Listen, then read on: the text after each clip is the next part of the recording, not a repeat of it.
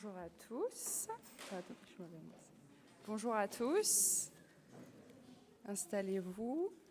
J'en profite aussi pour saluer donc ceux qui nous regardent peut-être par Facebook, qui n'ont pas la chance de pouvoir nous rejoindre par ici, mais ça peut aussi être confortable d'être à la maison avec un café et de profiter du culte depuis chez soi. J'espère que vous avez tous passé une bonne semaine de rentrée, de reprise au travail, de reprise d'école aussi pour les enfants, que ça se passe bien, que le Seigneur prend soin de vous, que de nouvelles activités peut-être commencent, que de nouveaux projets se dessinent ou démarrent. En tout cas, que cette rentrée soit bénie et guidée par le Seigneur. Pour commencer donc ce culte, je vais vous lire un passage de Éphésiens, Éphésiens 2, versets 8 à 10. En effet, vous êtes sauvés grâce à la bonté de Dieu et parce que vous croyez. Cela ne vient pas de vous, c'est Dieu qui vous donne le salut. Ce salut ne vient pas de vos actions à vous, donc personne ne peut se vanter. Oui, c'est Dieu qui nous a fait. Il nous a créés dans le Christ Jésus pour que nous menions une vie riche en actions bonnes. Et ces actions, Dieu les a préparées pour que nous les fassions. Donc nous allons chanter notre deuxième chant, les actions, les bonnes œuvres de Dieu.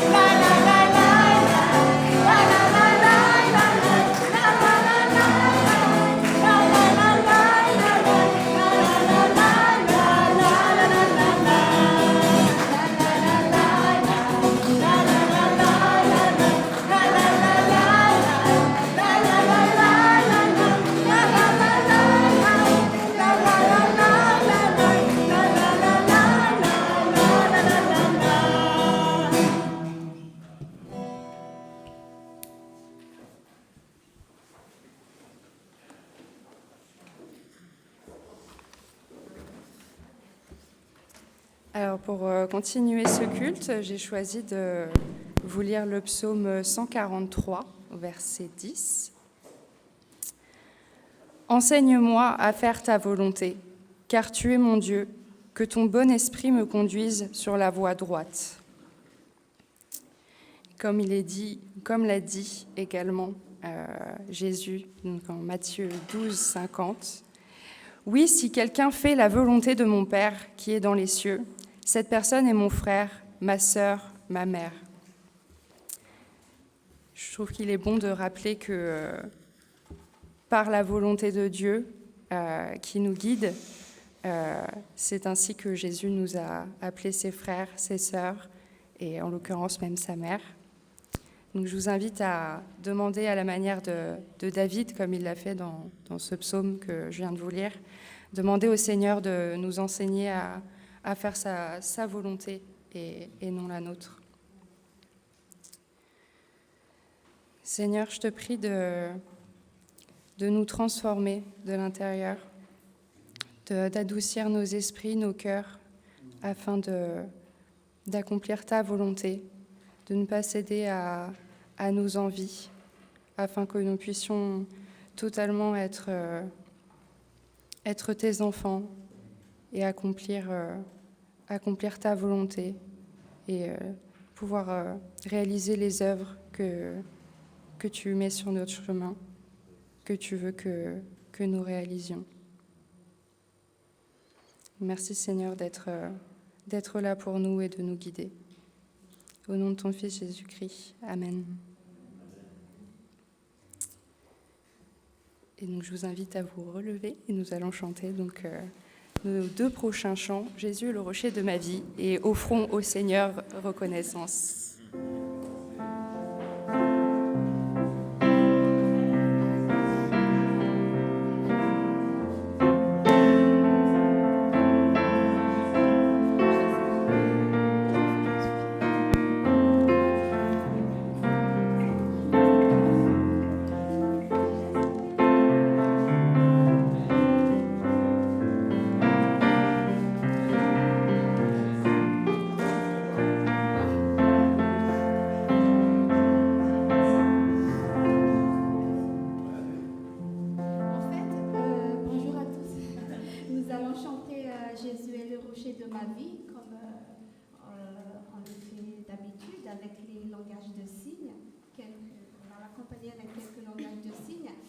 Jésus, rappelez-vous, c'est Jésus.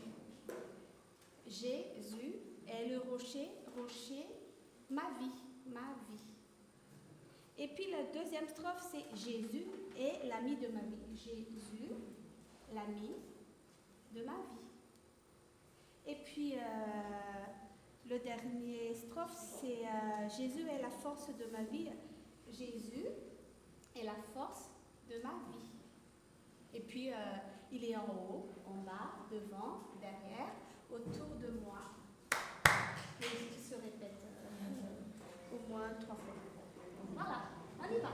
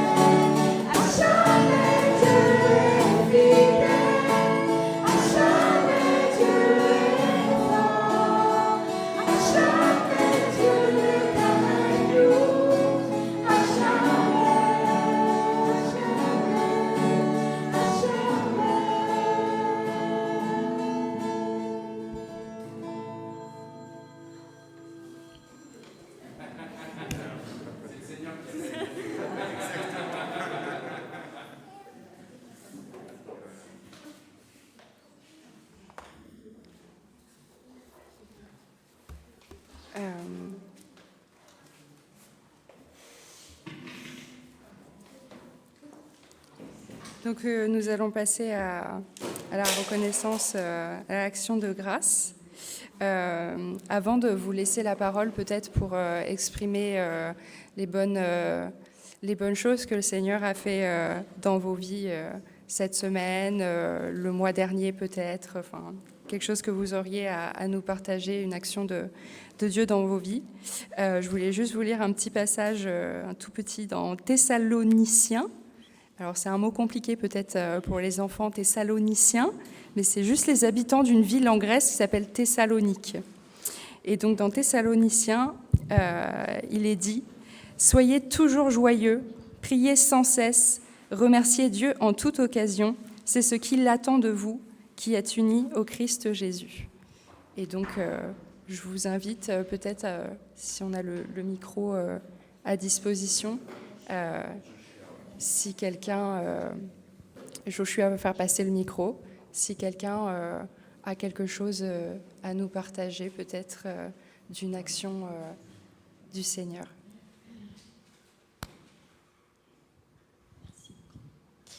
Merci Seigneur, il y a beaucoup de choses qui s'est passées cette semaine. Il y en a tellement que bon. Il y a Lydie déjà qui régulièrement, elle a à cause du diabète un pouce de doigt de pied qui devient tout gonflé et plein de pus. Et donc cette semaine, je lui ai fait tremper et tout ça et j'arrivais pas à enlever le pus. Et j'ai appelé Arnaud, je lui ai dit il faut prier pour Lydie et tout ça, prier pour Lydie. Et le lendemain matin, j'ai dit écoute, si vraiment on n'y arrive pas, j'irai aux urgences, ils te le perceront. Et ce soir-là, enfin déjà toute la journée, on avait des gros problèmes familiaux avec une nièce, donc on a prié, on a passé jusqu'à 2h du matin à lutter vraiment, à prier. Ça fait 30 ans qu'on priait pour ma nièce. Et le lendemain matin, quand on se réveille, je lui dis bon, je vais enlever les bandages, montre-moi ton pied. Elle me dit j'ai plus mal, il était tout dégonflé, il n'y avait plus rien du tout. Oh, j'ai dit merci Seigneur, parce que là je suis vraiment fatiguée, s'il avait fallu encore aller aux urgences. Voilà, une chose. Donc ma nièce, elle a plus de 30 ans, et en fait depuis qu'elle est née, tous les jours on a prié pour elle. Elle ne voulait pas du tout prier, ni rien entendre parler du Seigneur. Et voilà, cette semaine, elle a vraiment, on a prié encore avec elle, et elle a accepté de prier et d'abandonner toutes ces mauvaises fréquentations, etc. Et vraiment, elle a ouvert son cœur au Seigneur. Donc c'était une grande victoire Amen. Pour sa maman, qui n'a qu'une fille. Et vraiment, nous, on était très heureux aussi. Et voilà, tonton et tata.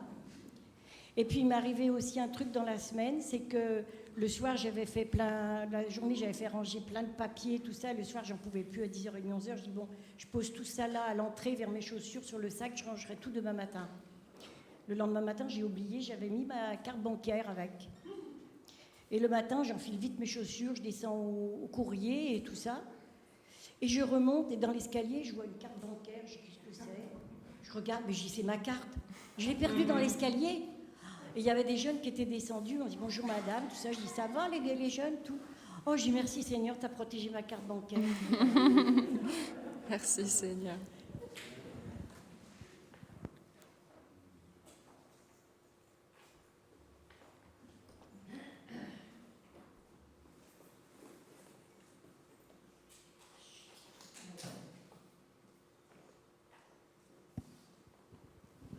Oui, bonjour à tous ici, ceux et celles que je n'ai pas encore pu dire bonjour ce matin. Alors, pour ma part, c'est par rapport à ma maman, en fait, c'est que cette semaine, elle ne se sentait pas très bien, donc du coup, elle est allée faire des analyses dans la capitale, donc pour voir en fait ce qu'il y a, parce que les médecins qui le suivaient à Diego Suarez, là où on était, disait « ce sera peut-être bien de faire des analyses un peu plus poussées parce qu'on ne sait pas trop. Il a un épaississement un peu thermomédical, hein, un épaississement un peu duodénal, un peu côté intestin, donc on ne sait pas trop. » Donc du coup, elle est montée dans la capitale, donc elle est accueillie par ma cousine. Et du coup, juste, je pense aussi pas mal l'angoisse de faire des opérations parce qu'il faut faire des biopsies, des prélèvements pour faire des analyses. Et du coup, juste 2 jours avant, sa tension est montée de 19 à 20. Et du coup, ma cousine dit, il y a quelque chose qui ne va pas, il faut amener chez le médecin. Et du coup, elle a reçu des médicaments, ça a fait un peu baisser la tension. Et du coup, le médecin l'a rassuré que madame, c'est pas compliqué, mais c'est juste un petit prélèvement, rassurez-vous, ça va bien se passer. Et du coup, elle appréhendait aussi le résultat des analyses pour voir qu'est-ce qu'il y a, parce que entre-temps, on échangeait avec ma cousine disant, donc il y a deux choses. Si c'est vraiment s'avérer que c'est un cancer, qu'est-ce qu'on fait? Si c'est pas un cancer, qu'est-ce qu'on fait aussi? Parce que c'est pas évident. Parce que qu'est-ce qu'elle a au final? Donc du coup, finalement, ils sont partis chez le médecin voir les résultats d'analyse. Et puis je ne l'ai pas encore eu au téléphone parce que j'étais en séminaire, mais du coup ma cousine dit mais il n'y a rien. Et du coup, en tout cas, c'est un grand soulagement pour nous. Après, on se pose quand même la question, mais s'il n'y a rien dans les analyses, qu'est-ce qu'il y a exactement? En tout cas, on a beaucoup prié et aussi, donc du coup, en tout cas, d'abord, merci le Seigneur parce que pour le moment, voilà, il n'y a pas le médecin, en tout cas, le professeur n'a pas détecté de choses extrêmement graves donc, sur sa santé. Et voilà, nous, on continue encore à prier pour elle et puis la rassurer. Mais au moins une phase déjà de fait pour la rassurer parce qu'il y a aussi beaucoup d'angoisse et aussi on ne sait pas trop. Donc, en tout cas, voilà. Merci beaucoup. Merci Seigneur. Merci Seigneur Amen. par rapport à tout ça.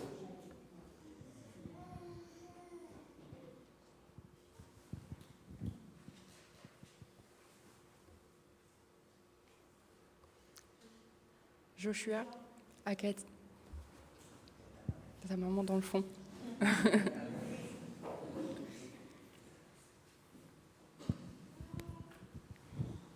Merci, Mika. Moi, c'était, vous savez, enfin, on peut tout demander au Seigneur, des grandes comme des toutes petites choses. Et c'est vrai que moi, la rentrée, c'est toujours un moment que je prépare dans la prière pour les enfants.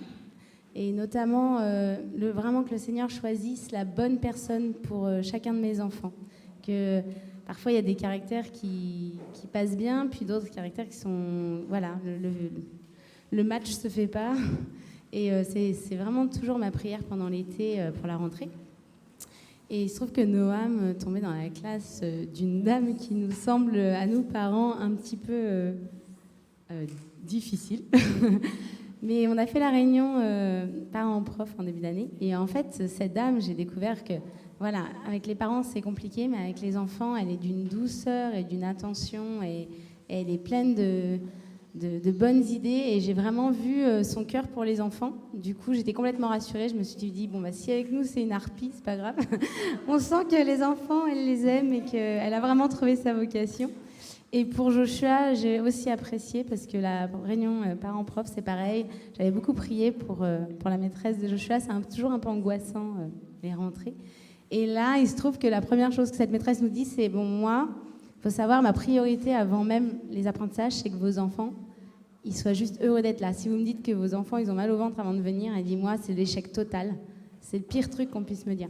Et en fait, ces deux réunions m'ont juste montré que vraiment le Seigneur, ces prières-là de l'été, et concernant des sujets comme ça, tellement spécifiques et tout, il nous entend. Et j'ai vu que voilà, les enfants avaient fait des super rentrées, plus en décalé avec tout le monde, parce qu'on a eu un petit épisode Covid à la maison, donc ils n'ont pas fait la rentrée classique. Mais merci Seigneur, il accompagne nos enfants dans leur classe, dans le choix de leurs instituteurs. Et voilà, moi, c'était encore une fois une réponse aux prières. Merci, merci.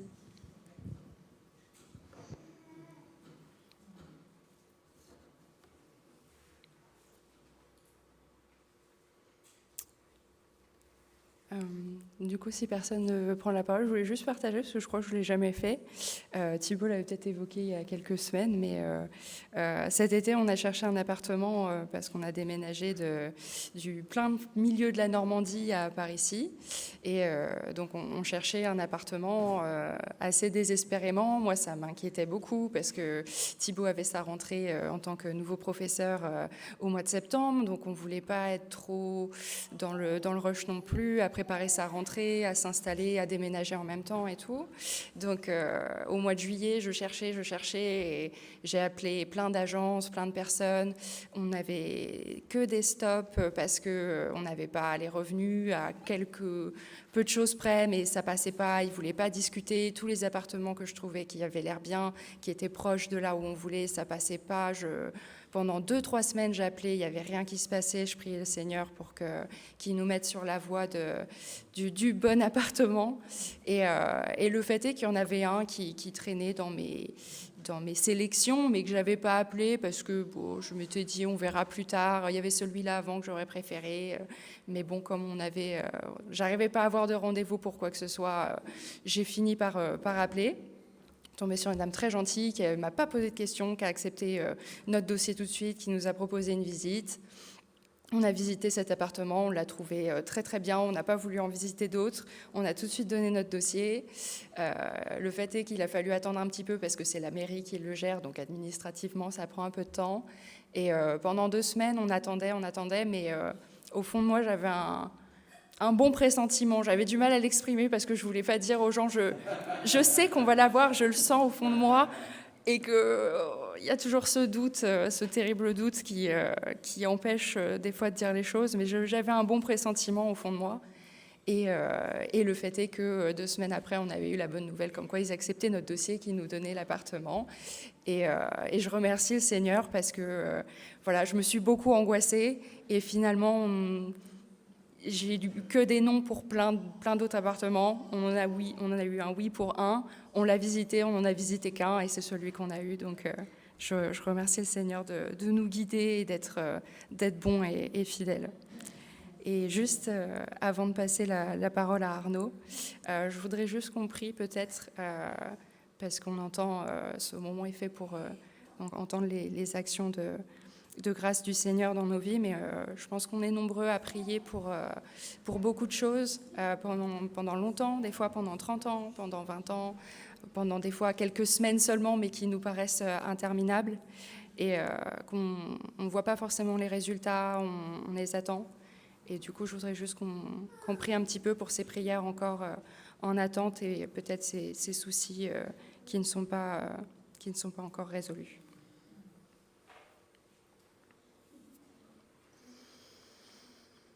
Oui, Seigneur, je voudrais te prier pour toutes ces prières qui te sont adressées, pour des gros soucis comme des plus petits soucis, car comme tu l'as dit, Seigneur, nous te confions tous nos soucis, les petits comme les grands.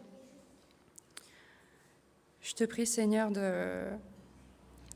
d'accorder nos esprits et nos cœurs à ta volonté, afin que nous ne te demandions pas ou nous n'attendions pas des choses que tu ne souhaites pas pour nous, qui ne seraient pas bonnes pour nous. Donc je te prie, Seigneur, de transformer nos envies afin qu'elles s'accordent à ta volonté. Je te prie également, Seigneur, pour que tu nous apprennes à être patients, à ne pas vouloir les choses trop rapidement et à pouvoir apprécier les choses en leur temps. Je te prie, Seigneur, de prendre soin de tes enfants qui te prient régulièrement, et je te prie de prendre soin d'eux, de leur permettre d'être patients et de voir leurs souhaits se réaliser, Seigneur. Je te remercie de prendre soin de nous. Au nom de ton Fils Jésus-Christ. Amen. Et donc je laisse la parole à Arnaud.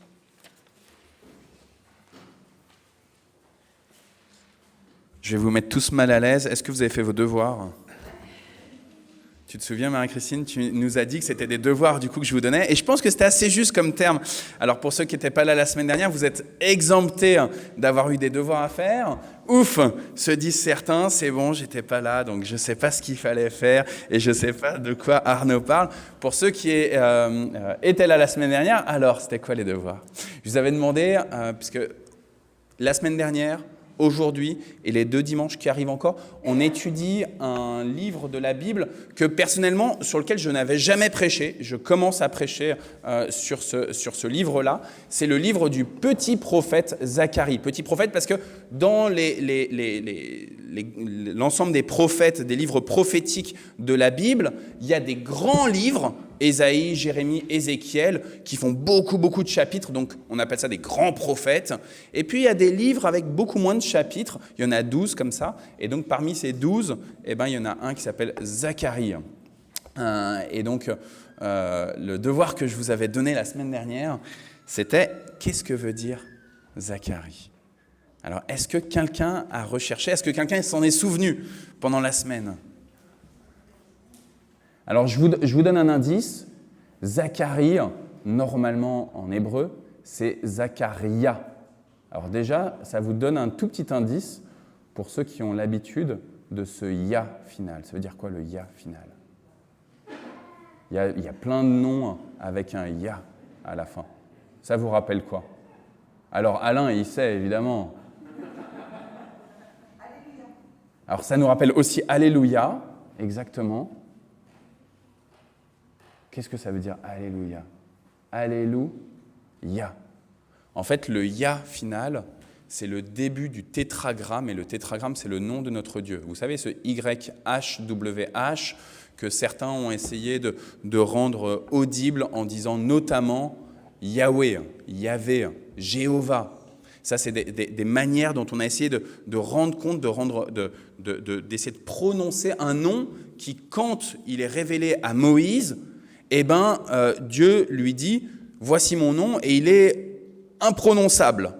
Il est imprononçable. Je ne sais pas, Joshua et Naoum, s'il y a un Y, un H, un W et un H comme ça, est-ce que vous arrivez à le lire ? Imaginez-le dans votre tête, Y, H, W, H. Je ne sais pas comment ça ferait. C'est un peu bizarre. On ne peut pas le prononcer. Et Dieu fait exprès de dire, je vous donne un nom imprononçable pour que vous évitiez justement de le prononcer un peu n'importe comment. Je regardais hier une petite vidéo marrante aux États-Unis et la personne, elle disait « Jesus, Jesus, Jesus à tout va ». Et pour n'importe quoi, il n'y avait rien à voir avec Dieu. Elle disait « Jesus, Jesus, Jesus » pour n'importe quoi. Et c'est vrai que quand on a un nom qui est imprononçable, on ne peut pas prononcer ce nom à tout va. Et donc Dieu, il donne ce nom à Moïse en disant « Je suis celui qui est ». Et en fait, les rédacteurs, ils ont fait en sorte que tout le peuple juif, et nous, ensuite, on ne peut pas prononcer ce nom. Et c'est ce qui est merveilleux, c'est que du coup, on a un nom qu'on peut prononcer, c'est celui de Jésus. On ne va pas chercher à prononcer un nom qui finalement, dans la Bible, est imprononçable, puisqu'on a un nom qu'on peut prononcer, qui est le nom de Jésus. Et le nom de Jésus nous permet de nous adresser directement à Dieu notre Père. Et le nom de Jésus nous permet de proclamer les hauts faits de Dieu et de réaliser les hauts faits de Dieu. Il suffit le nom de Jésus. Alors donc, il y a ce « Ya » final dans « Alléluia », loué soit Dieu. Et dans Zacharia, ça veut dire ce « Ya », ce Dieu se souvient. Dieu se souvient. Parce que, Naoum, Zacharia, le prophète, quand il parle, il se trouve que son peuple, il a été envoyé à Babylone pendant 70 années. Et au bout des 70 ans, Dieu se souvient. Il se souvient de la promesse qu'il avait faite. Il se souvient qu'il n'abandonne pas son peuple. Il se souvient de chacune et de chacun d'entre nous. C'est beau de se dire « Zacharia », Dieu se souvient. D'ailleurs, petite parenthèse, Zacharia, il y a un certain nombre de musulmans, parce qu'il y a un prophète apparemment dans le Coran qui s'appelle Zacharia, il y a un certain nombre de musulmans, de nos contemporains, qui portent ce prénom-là, Zacharia, et je trouve ça vraiment un beau clin d'œil du Seigneur qu'il y ait ce « ya » final, parce que les musulmans, ils ne confessent pas un Dieu qui a comme nom un tétragramme imprononçable, ils confessent un Dieu qui s'appelle Allah avec Mohammed, son prophète, sauf qu'en nommant quelqu'un Zacharia, ils viennent proclamer que le Seigneur d'Abraham, d'Isaac et de Jacob, le Seigneur de Jésus-Christ, se souvient. Alors, je m'arrête là, on va passer aux lectures bibliques. Et je vous propose 2 textes dans le livre de Zacharie. Zacharie, chapitre 2, c'est la 3e vision de Zacharie. On va la mettre. Et donc, si quelqu'un veut bien Ouais, alors il faut que tu ailles chercher le micro par contre. Hein. Et voilà, et puis là-bas aussi.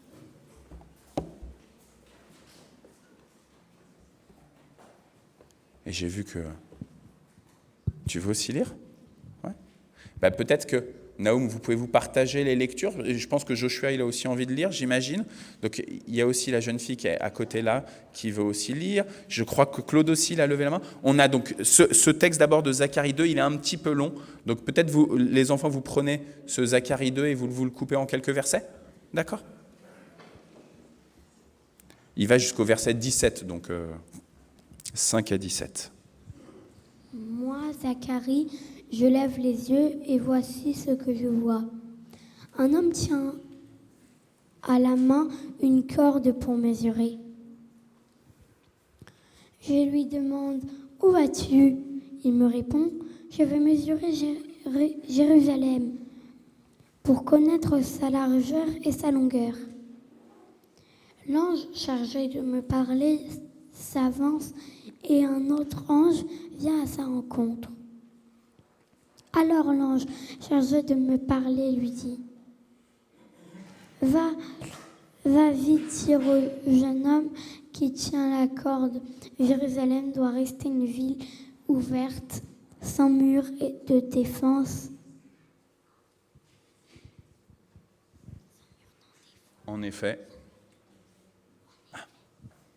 Les gens et les bêtes qui vivront là seront très nombreux.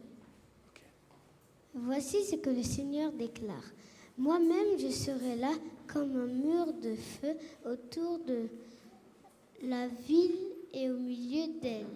Je montrerai ma gloire.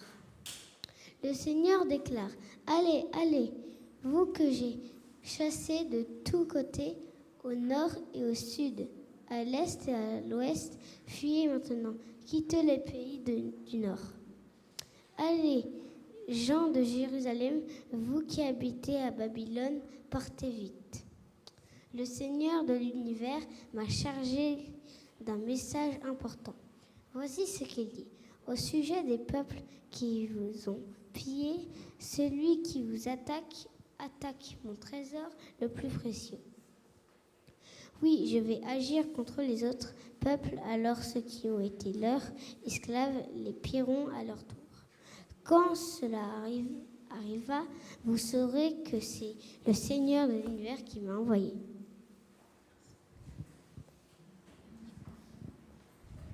Merci.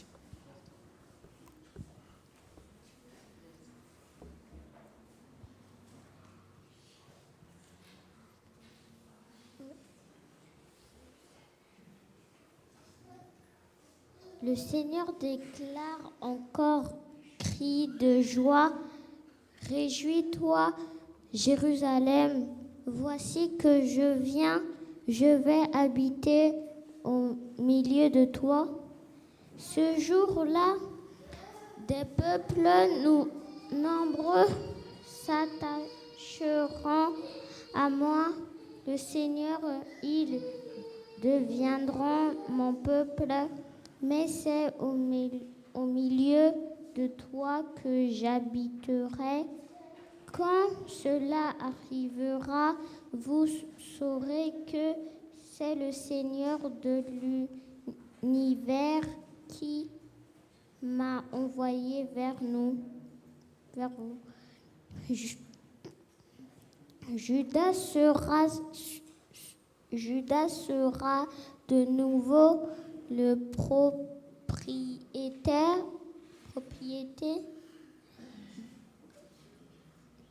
du Seigneur dans le pays qui est à lui, et Jérusalem sera de nouveau la ville qu'il a choisie pour lui. Que tous se taisent devant le Seigneur. Oui, il se révèle et il sort de sa maison sainte. Amen. Et puis donc, on va un peu plus loin, Zacharie 8. Claude, tu veux bien du coup le prendre? T'avais levé la main tout à l'heure, non? Ah, mince! Eh ben, boum, voilà, tu nous lis Zacharie 8, du coup. Ah, les masques, ça, du coup, on se gratte le nez. J'ai rendu mince. Pardon. Alors après tous ces enfants qui lisent si bien, je vais essayer de lire aussi bien. Je garantis pas que ça va être aussi bien. Le Seigneur de l'univers m'adresse la parole. Les jeûnes que vous faites pendant le 4e mois de l'année, pendant le 5e, le 7e et le 10e mois, deviendront maintenant pour le peuple de Juda des jours de fête pleins de joie et de gaieté. Alors aimez la vérité et la paix. Voici les paroles du Seigneur de l'univers. Oui, des peuples étrangers venant de nombreuses villes arriveront de nouveau à Jérusalem. Les habitants d'une ville diront aux habitants d'une autre ville, « Venez, nous partons prier le Seigneur de l'univers et chercher sa présence. » Ils répondront, « Nous y allons aussi. » Oui, des peuples nombreux et puissants viendront à Jérusalem chercher ma présence et me prier. Je le dis, à ce moment-là, 10 étrangers, parlant chacun une langue différente, saisiront un juif par son vêtement et ils lui diront, « Nous voulons aller avec vous.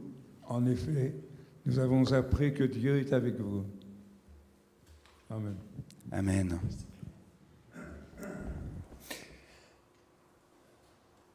Le peuple était donc à Babylone et la ville de Jérusalem et globalement le territoire du sud, le territoire de Juda, avait été complètement, entièrement détruit par les Babyloniens. Bien sûr qu'il y avait du monde, bien sûr qu'il restait encore quelques bâtisses, il y avait encore une vie qui était là, mais tout ce qui vraiment était important pour le peuple élu avait été anéanti, détruit. Et le peuple, au bout de 70 ans, revient à Jérusalem, reprend possession de ces terres, parce que Cyrus, l'empereur, le Perse, avait permis à ce que les Juifs puissent revenir, et nous, on a bien entendu ces dieux derrière qui avaient dit que c'était 70 ans, et ils arrivent et ils doivent tout reconstruire. Ils ont l'idée de reconstruire le temple de Jérusalem. Ils ont envie de refaire des sacrifices pour Dieu. Ils ont envie de, à nouveau, louer Dieu. Ils ont envie d'entendre la parole de Dieu, de pouvoir brûler de l'encens, de pouvoir mettre des parfums, brûler aux autels des parfums. Ils ont envie que toute la vie reprenne. Comme si c'était une parenthèse, ces 70 années. 70 années, c'est beaucoup quand même. Mais comme si c'était une parenthèse à l'échelle de toute l'histoire de l'alliance entre Dieu et son peuple. Finalement, nous sommes bien peu de choses. Ce qui importe, c'est que l'alliance entre Dieu et nous, le peuple élu, puisse perdurer. Et dommage, ça s'est mal passé pour nos parents, peut-être nos grands-parents. Mais maintenant, allez, on veut reconstruire, on veut aller voir de l'avant. On espère beaucoup. Et Esdras et Néhémie vont comme ça avoir en tête de reconstruire les murailles de la ville de Jérusalem. Chez Agé et chez Zacharie, chez ces deux prophètes, déjà on pense aux murailles du temple de Jérusalem. Donc on veut reconstruire les murailles. Pourquoi est-ce qu'on veut reconstruire des murailles ? À quoi ça sert d'avoir des portails et des grilles ? Ça sert à éviter qu'il y ait des intrus qui ne rentrent dans la demeure. Ça permet que, là, on a ouvert la porte parce qu'on est dimanche et qu'on se dit « Allez-y, rentrez. C'est la maison du Seigneur, mais c'est votre maison à toutes et à tous. Allez-y, rentrez. » Mais classiquement, si vous venez pendant la semaine, le portail il est fermé. Ne rentrez pas. Vous n'êtes pas conviés à venir ici. Sauf si vous avez téléphoné au pasteur, si vous avez pris un rendez-vous, sauf si vous venez au moment des activités bien précises de telle heure à telle heure. Alors Nicole, elle rigole parce qu'on avait un rendez-vous cette semaine et elle arrivait un petit peu plus tôt et du coup, le portail était fermé et elle a essayé de m'appeler, sauf que j'avais plus de batterie sur mon téléphone. Et moralité, elle est restée une demi-heure avant que je me rende compte que... donc elle est restée dehors une demi-heure. Vous voyez, le portail, il vient fermer, il vient dire, on n'a pas envie qu'il y ait des intrus qui viennent chez nous. Et dans toute bonne construction, je ne sais pas comment c'est chez vous les uns les autres, mais dans toute bonne construction, une fois qu'on a construit la bâtisse, ou des fois même avant de construire la bâtisse, on pense déjà aux limites du terrain et on fait en sorte qu'il n'y ait pas des personnes qui seraient non désirées, qui viennent s'emparer du terrain. Je me souviens à Noisy-le-Sec, le nombre de frères et de sœurs qui investissaient dans leur pays d'origine en Afrique. Et une des premières choses, quand ils construisaient une maison, un appartement, un immeuble, quelque chose, qu'ils investissaient dans des terrains agricoles, c'était de mettre des cloisons et d'embaucher un gardien pour éviter que quelqu'un ne vienne prendre possession. C'est normal, c'est naturel, on se protège. Mais si vous avez bien entendu le songe, le troisième songe que reçoit Zacharie, le deuxième songe, vous pouvez le réécouter, c'était le culte de jeudi. Donc pour ceux qui étaient au culte de jeudi, vous avez entendu la méditation sur le deuxième songe de Zacharie. Mais là, dans ce troisième songe, Dieu dit, ne reconstruisez pas les murs. Ne reconstruisez pas les murs. C'est choquant. Ils viennent de subir une déportation à Babylone pendant 70 années. Ils avaient tout perdu. Ils avaient dû tout reconstruire là-bas. Le prophète Jérémie, le grand prophète Jérémie leur avait dit « Investissez là-bas parce que vous ne savez pas que vous n'allez pas revenir l'année prochaine. Vous n'allez pas revenir dans 2 ans. Vous allez rester là. Établissez-vous, bénissez la ville de Babylone. Donc, construisez. » Mais à Jérusalem, ils avaient tout perdu. Dans le territoire de Juda, ils avaient tout perdu. Ils ont envie de reconstruire, de rebâtir et de mettre des cloisons. De faire en sorte que si à nouveau il y a une attaque de l'ennemi, ils puissent se protéger un minimum pour faire reculer l'assaillant. Construisons des barrières. Construisons des grands murs. Et faisons en sorte que les assaillants ne puissent pénétrer dans la ville, ne puissent pénétrer dans notre territoire. C'est le nôtre. Mais Dieu dit, ne construisez pas ces murailles. Les murailles, elles vont être construites, avec Esdras et Néhémie notamment. Ça va être compliqué, etc. Mais eux, ils vont plutôt recevoir qu'il faut reconstruire. C'est bizarre. D'un côté, Dieu qui dirait « ne construisez pas », de l'autre, Dieu qui dirait « construisez ». Moi, profondément, je crois que Esdras et Néhémie ont fait fausse route en voulant construire des murs visibles. Parce que Zacharie reçoit « moi, le Seigneur, je serai le propre mur de la ville. Moi, le Seigneur, dans le monde invisible, je vais vous protéger. » Donc ne construisez pas trop de murs. Parce que ces constructions de murs, c'est votre propre force. En tout cas, c'est la force que vous croyez avoir. Celle qui fait que vous mettez une barrière entre tous. Et le Seigneur dit, ne construisez pas. Ne construisez pas de murs. Pour quelle raison ? Parce que je vais protéger. Mais deuxième raison, parce que je souhaite à ce que tous les peuples des alentours puissent venir dans ma ville, dans ma propriété. Vous l'avez entendu, Jérusalem et le territoire de Juda redeviennent la propriété du Seigneur. Sœurs et frères, on a envie de devenir propriétaire, pour ceux qui ne le sont pas. On a envie de ne plus être locataire et être dépendant d'un propriétaire. On a envie d'investir, on a envie d'avoir notre maison, on a envie d'avoir notre appartement, de pouvoir faire ce qu'on veut chez nous, sans qu'il y ait quelqu'un qui vienne nous dire « Ah, les règles, etc.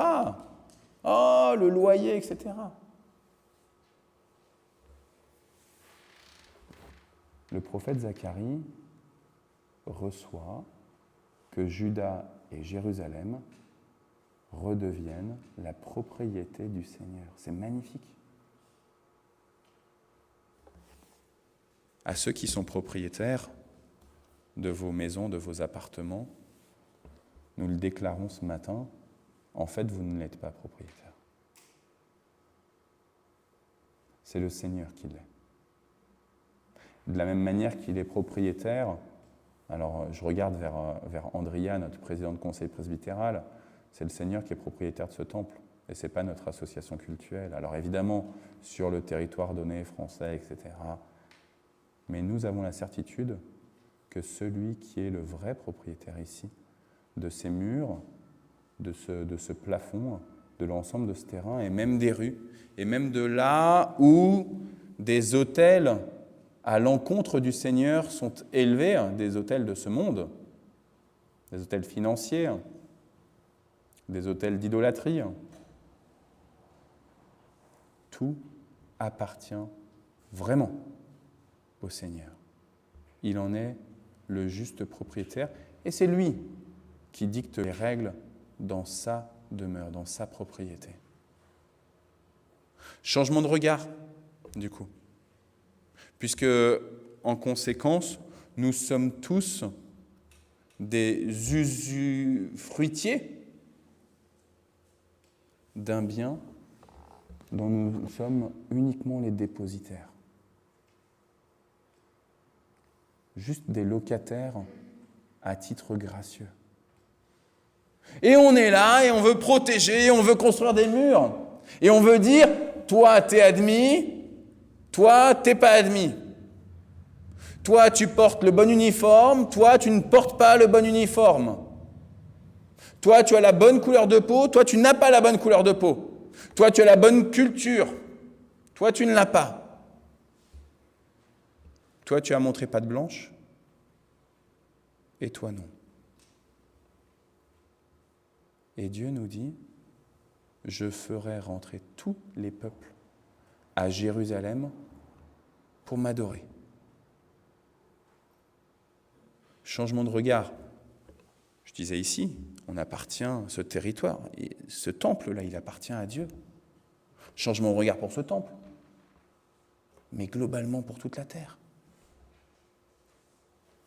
Qu'est-ce qu'il est facile d'aller à Leroy Merlin et d'acheter un mur et un portail et qu'est-ce que c'est facile d'aller chez Fermatic et de modifier le portail.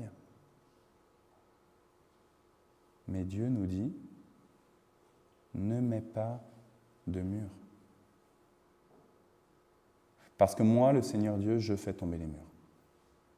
Rappelez-vous cette entrée du peuple en terre de Canaan, en terre sainte, sous la conduite non plus de Moïse, mais de Josué, et la manière dont simplement, en marchant autour de cette ville de Jéricho, les murs sont tombés.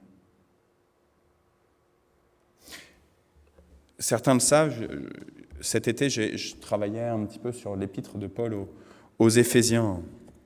Et dans cette épître, écoutez bien ce que Dieu dit. Je ne l'ai pas mis, Tévi, dans l'ordinateur, je m'excuse.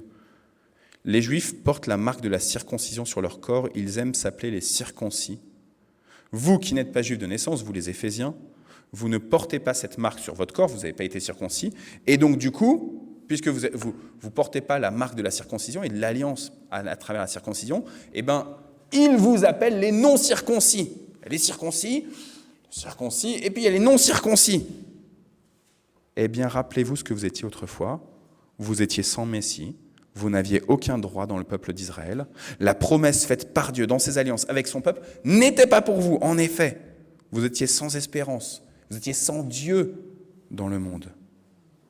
Mais maintenant, dit Paul aux Éphésiens, dans le Christ Jésus, vous qui étiez loin, vous êtes devenus proches par le sang du Christ. Oui, c'est lui qui est notre paix, et avec les Juifs et les non-Juifs, il a fait un seul peuple. En donnant sa vie sur la croix, le Christ a détruit le mur de haine qui les séparait. Je vous continue juste la lecture pour vous, là. Il a enlevé toute valeur à la loi de Moïse, à ses commandements, à ses règles. Alors, avec les Juifs et les non-Juifs, le Christ a créé un seul peuple nouveau en union avec lui. Et ainsi, il a fait la paix entre eux. Et en mourant sur la croix, il a réuni les Juifs, les non-Juifs en un seul corps. Il les a réconciliés avec Dieu. Par la croix, il a détruit la haine. Pour ceux que ça intéresse, c'était Éphésiens chapitre 2, les versets 11 à 16. Éphésiens chapitre 2, versets 11 à 16. Dieu, il a détruit les murs de séparation entre les peuples.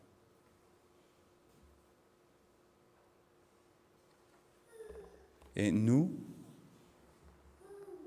avons tellement tendance à reconstruire des murs, alors que Dieu les a détruits. Nous avons tellement tendance à dire « Toi, t'es pas admis. T'as pas fait ton baptême comme il faut. J'ai vu comment tu te comportais. C'est pas saint, hein ?» Et on est là et on remet des murs. Et Dieu dit à Zacharie, ne reconstruisez pas des murs. Ayez confiance en moi. Je comprends, moi, le Seigneur Dieu, que vous ayez des craintes. Je comprends que vous ayez envie de fermer à double tour votre maison, hein. Que vous ayez besoin de changer régulièrement le digicode du portail de l'église. Mais n'ayez pas de crainte. Parce que moi, je suis le propriétaire et je protège ma propriété. J'étais chez quelqu'un la semaine dernière. Des fois, on dit les gens d'un certain âge, ils ont très peur. Et ils mettent le verrou à l'intérieur quand ils sont chez eux, à l'extérieur quand ils quittent chez eux. J'étais chez cette personne, je ne dirais pas son nom et je ne dirais pas son âge non plus, donc ni nom ni son âge. Mais cette personne, je vais chez elle et on part ensemble, on va manger au resto. Et la personne, elle ferme la porte comme ça. Et je dis à la personne, tu prends pas tes clés? Et en fait, la personne, elle a laissé la maison ouverte. Comme ça. Et on a été manger au resto, et on est revenu, je ne sais pas, 2 heures après, ou je ne sais pas combien de temps après. Et la personne était peinarde. Le Seigneur protège ma maison. Alors, la personne ne me l'a pas dit comme ça, texto, mais la personne est chrétienne et a vraiment une foi dans le Seigneur puissante. Et c'était tellement beau de recevoir ça. Juste de recevoir là, ce qui se passait devant mes yeux, comme un encouragement pour moi-même, et que je vous livre comme ça, avec simplicité. Le Seigneur protège nos demeures. C'est tellement facile, lorsque notre carte bleue tombe par terre, d'être en panique que quelqu'un vienne nous la voler. Et vous avez entendu ce que Nicole elle a dit tout à l'heure. Est-ce que ce matin, ce midi, pour demain, pour cette semaine, j'ai envie de faire confiance véritablement à Dieu et de lui dire, Seigneur, tu es le propriétaire et c'est à toi que tout appartient et j'ai confiance que tu vas me protéger. C'est ça, la vision de Zacharie. Réaccepter que Dieu pose sa main sur nous, sur ceux qui nous sont chers et qui va nous protéger. Malgré tout, malgré même nos expériences passées où on a vécu des troubles, malgré les 70 années de déportation à Babylone. Alors, je crois qu'il n'y a aucun d'entre nous qui a vécu 70 ans à Babylone, hein, mais vous voyez de quoi je veux parler. Le Seigneur va poser sa main et il est fidèle. Il le fera parce qu'il s'y est engagé. Je suis impressionné, sœurs et frères, depuis que je suis ici au temple de Mantes, parce que ce temple, il a plus de 150 ans, mais le protestantisme ici, et j'ai envie de dire le christianisme ici à Mantes, il est établi depuis tellement de siècles. Et malgré tout ce qui, dans le Mantois, est de l'ordre de l'idolâtrie, opposé radicalement au Seigneur, le Seigneur est fidèle. Il ne lâche pas son peuple, celui qui confesse déjà Jésus-Christ et celui qui, souhaitons-le, confessera plus tard Jésus-Christ. On dit des fois, préparera son témoignage pour plus tard. C'est quelqu'un qui m'a dit ça il n'y a pas longtemps. Je trouvais ça très bien. Préparer son témoignage pour plus tard. N'ayez peur, sœurs et frères. Il fait tomber tous les murs de haine, tous les murs de séparation. Alors ne vous préoccupez pas trop de les reconstruire indéfiniment. Parce que s'il veut les faire tomber, pour que les gens rentrent et puissent proclamer son saint nom, il le fera, à sa gloire seule. Amen.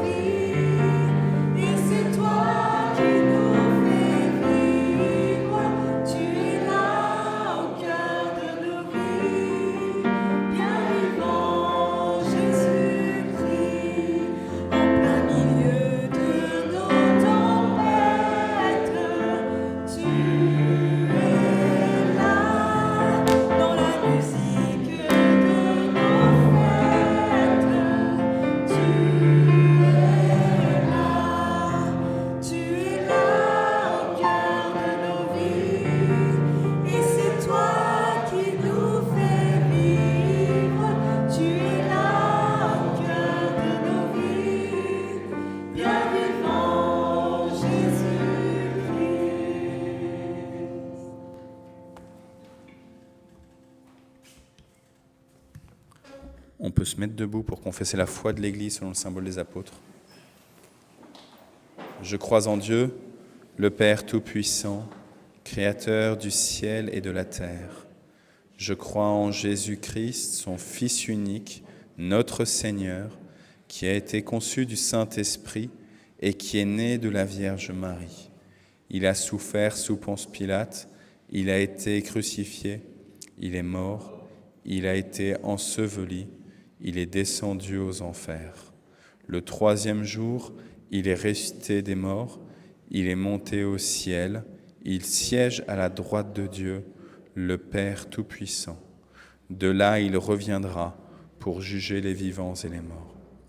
Je crois au Saint-Esprit, à la Sainte Église universelle, à la communion des saints, à la rémission des péchés, à la résurrection de la chair et à la vie éternelle. Amen. Sœurs et frères, à chaque fois qu'on confesse la foi de l'Église, on se souvient aussi du témoignage qu'on a pu avoir au moment de notre propre baptême, si on était conscient quand on a été baptisé, et de notre témoignage de foi quand on a dit oui au Seigneur, ou alors du témoignage de l'Église qui nous a portés, de nos parents marraines qui nous ont conduits, qui nous ont accompagnés de leur témoignage de foi pour dire oui au Seigneur pour mon enfant. Et à chaque fois qu'on confesse la foi, que ce soit le symbole des apôtres ou que ce soit une autre confession de foi qu'on peut entendre, on vient se réapproprier, redire oui au Seigneur qui, lui, nous dit oui quotidiennement. Amen.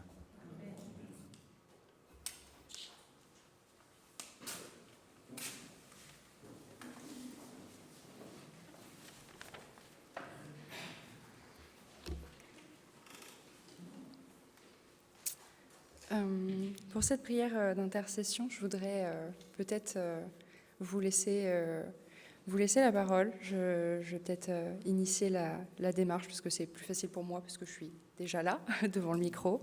On n'est peut-être pas obligé de faire passer le micro, mais du coup, je voudrais en profiter donc pour peut-être prier pour les autres, pour quelque chose dans votre vie qui n'arrive pas, ou qui est difficile à régler. On est une église, on est frères et sœurs en Christ, et on est aussi là pour partager le poids de notre croix. Et donc ça peut peut-être être compliqué, mais juste, on ne fera pas forcément passer le micro, mais juste baisser peut-être votre masque et parler un peu fort si vous avez une prière à partager. Donc pour ça, je vais commencer. Oui, je te prie, Seigneur, pour nous tous. Particulièrement en ce moment, tu sais que je te prie pour ma sœur de sang, ma sœur de chair. Je te prie, Seigneur, d'aller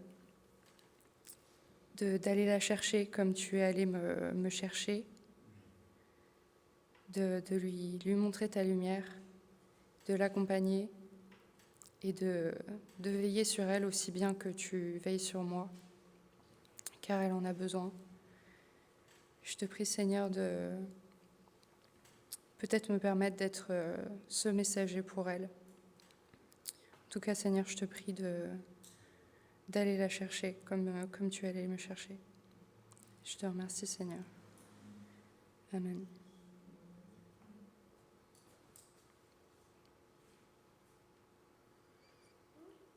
Seigneur, je veux te prier pour mon oncle Daniel, pour le temps qu'il est encore à l'hôpital et pour sa sortie vendredi.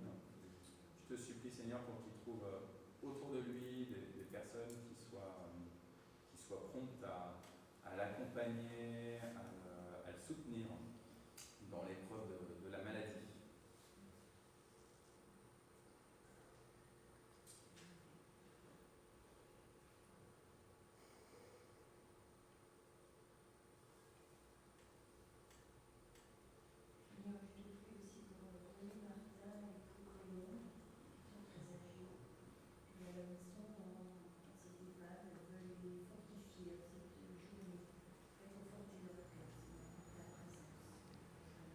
Amen.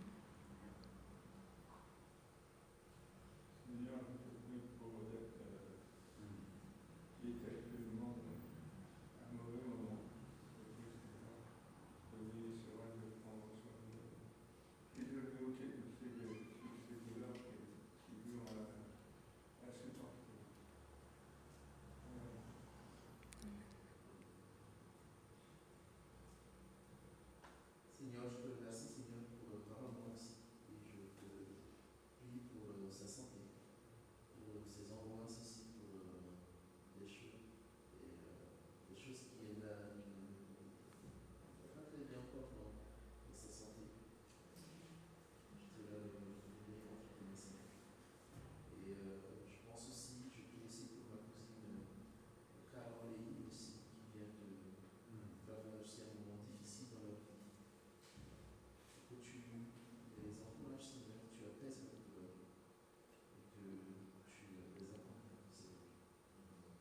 Amen.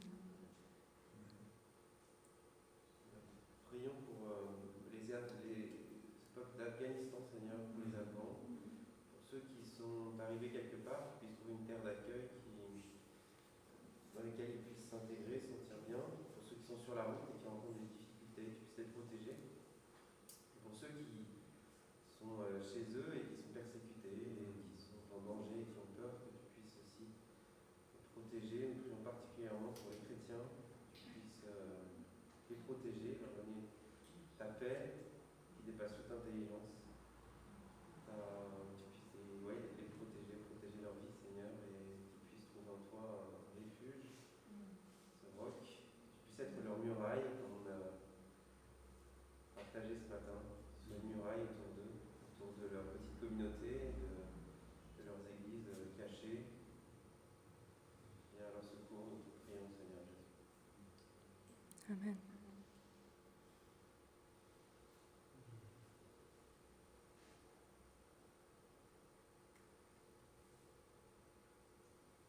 Bénis-moi aussi, Seigneur, pour tous nos frères et sœurs du monde entier qui passent par la persécution et ces familles qui sont dans le deuil et qui sont, Seigneur, dans la détresse parce que, Seigneur, leurs familles ont été enlevées. Tu sais tout, Jésus, tu les connais, tu les vois.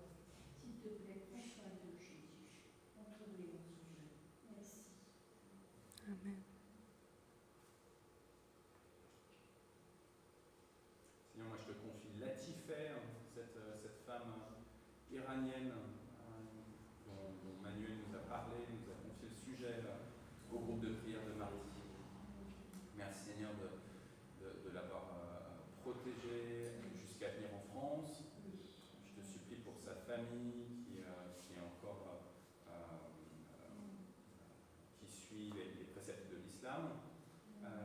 Et je te supplie pour les protéger là-bas, qu'ils ne puissent pas vivre de persécution du fait d'avoir une convertie au sein de leur famille. Et je te supplie pour que tu puisses les amener eux aussi à toi, le Dieu de Jésus-Christ.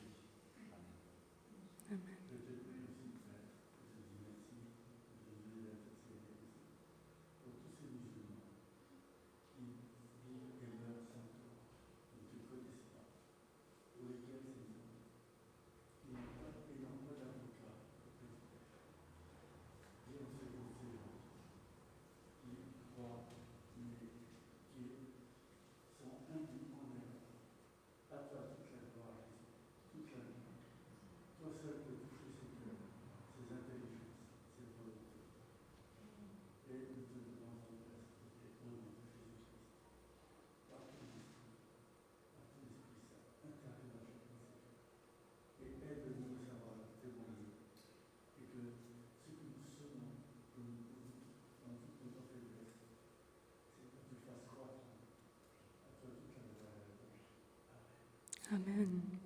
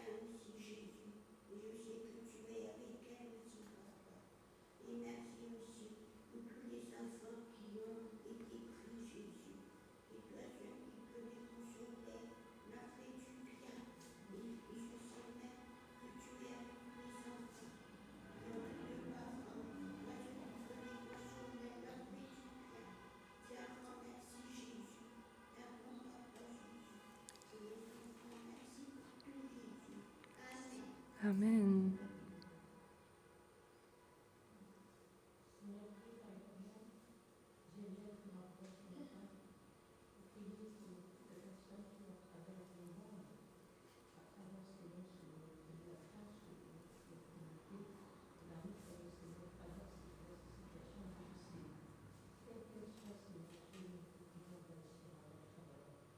Nous te prions, Seigneur,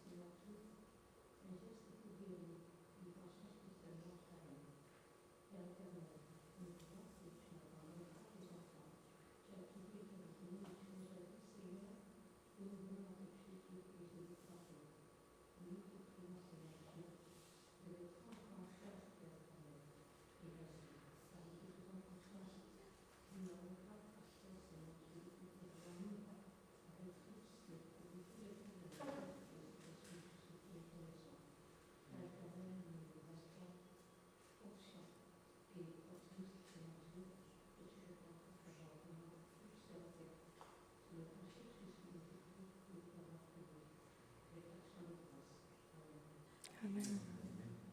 Seigneur, je te prie pour mes chers amis, cette famille qui fuit le Bangladesh dans des circonstances horribles.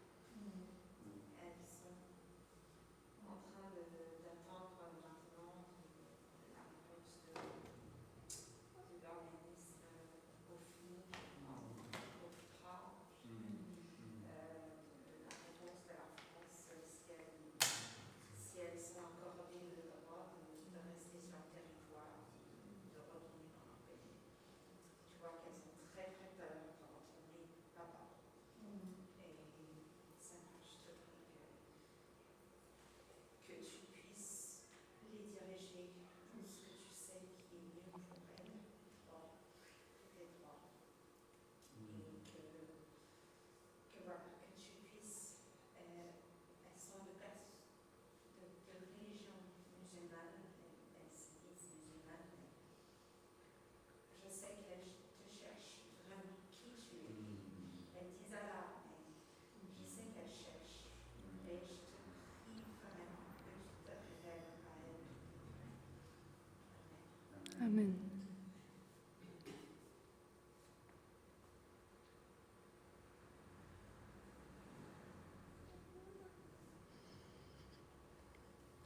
Je te remercie, Seigneur, de nous permettre de partager nos peines ensemble. Merci, Seigneur, d'être là, de prendre soin de nous, de prendre nos soucis.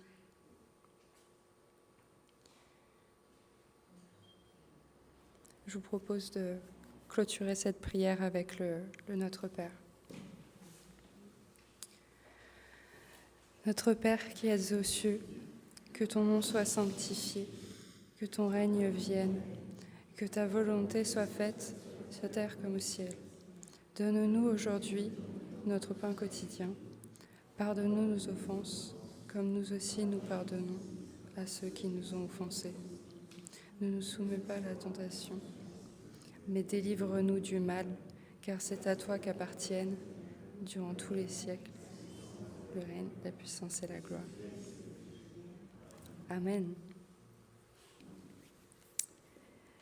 Je vais demander aux enfants s'ils sont encore là, mais je ne crois pas, pour les offrandes. Peut-être s'il y a des volontaires pour faire... Tout à l'heure, ils m'ont demandé, tu vois. Ah oui. Et à mon avis, vous ne serez plus là. C'était trop long, c'était trop long.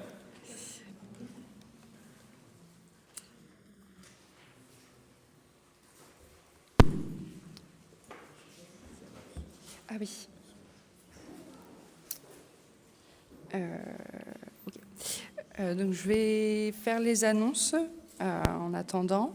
Donc mardi, il y a prière à 14h par Zoom et au Temple. Prière du Conseil presbytéral à 21h par Zoom également. Mercredi à 21h, c'est réunion des catéchètes par Zoom. Jeudi matin à 10h, le culte, suivi des agapes. Le repas qui est partagé, d'accord. Dimanche, groupe de louanges à 10h, le culte à 10h45 comme aujourd'hui. Et donc il y a un parcours Alpha classique qui commence ce samedi 25 septembre à 16h, donc par Zoom ou sur place. Tu expliqueras, d'accord. Et le culte de rentrée, toujours dimanche 26 septembre. J'espère que vous avez réservé la date. Donc, Parcours Alpha classique. Merci du coup Dana. Ça fait plusieurs mois qu'on se dit on va relancer un parcours Alpha classique. Mais à vous dire vrai, on n'était toujours pas encore au clair sur qui allait prendre un peu le lead sur l'organisation. Et cette semaine, il y a quelqu'un qui m'a dit ok, moi je peux le prendre, donc c'est bon, bingo, on fait la soirée 0, donc la veille du culte de rentrée, donc comme tu viens de le dire, le 25 septembre, la soirée 0, donc c'est le moment où on peut venir avec des personnes qui ne connaissent pas du tout Jésus et où on leur présente un petit peu ce que c'est que le parcours Alpha classique. Le parcours Alpha classique, pour ceux qui ne le savent pas, c'est 10 séances, donc sans compter cette soirée 0, c'est 10 séances tous les samedis de 16h à 18h. Il y a un petit goûter qui est servi, ensuite on entend un exposé et ensuite on est mis dans des groupes de discussion avec la plus grande ouverture possible. L'objectif, c'est juste, venez comme McDo, venez comme vous êtes et venez poser vos questions. Et simplement, il y a des frères et des sœurs en Christ, il y a des chrétiens qui sont là et qui vont aussi venir poser leurs propres questions. Et puis, chacun va essayer d'avancer un peu ensemble. Et donc, on ne vient pas pour vous asséner une vérité, mais vraiment plutôt pour cheminer tous ensemble. Et ce cheminement, il passe par un peu des grands points sur la foi chrétienne. On commence avec qui est Jésus, qu'est-ce qu'il a fait, pourquoi est-ce qu'il est mort, etc., etc. Et puis, on va avoir des thématiques, pourquoi lire la Bible, pourquoi prier, à quoi ça sert de prier, etc. Voilà, donc 10 séances à partir de début octobre, mais donc la soirée 0, dernier samedi du mois de septembre, la veille de notre culte de rentrée, le samedi 25, de 16h à 18h.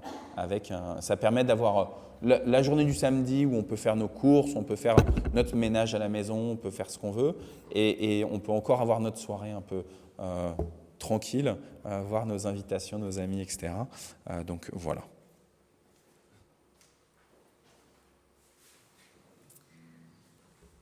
Donc voilà pour les annonces. Et donc juste avant de vous souhaiter un bon dimanche et de chanter notre dernier chant, j'avais un tout petit dernier verset à vous lire, qui était donc Jérémie 17, versets 7 et 8. Voilà. « Béni soit l'homme qui se confie dans l'Éternel et dont l'Éternel est l'espérance. Il est comme un arbre planté près des eaux et qui étend ses racines vers le courant. Il n'aperçoit point la chaleur quand elle vient, et son feuillage reste vert. Dans l'année de la sécheresse, il n'a point de crainte, et il ne cesse de porter du fruit. » Donc, mettons toute notre espérance dans le Seigneur, et je vous souhaite tous un bon dimanche, et nous allons chanter notre dernier chant.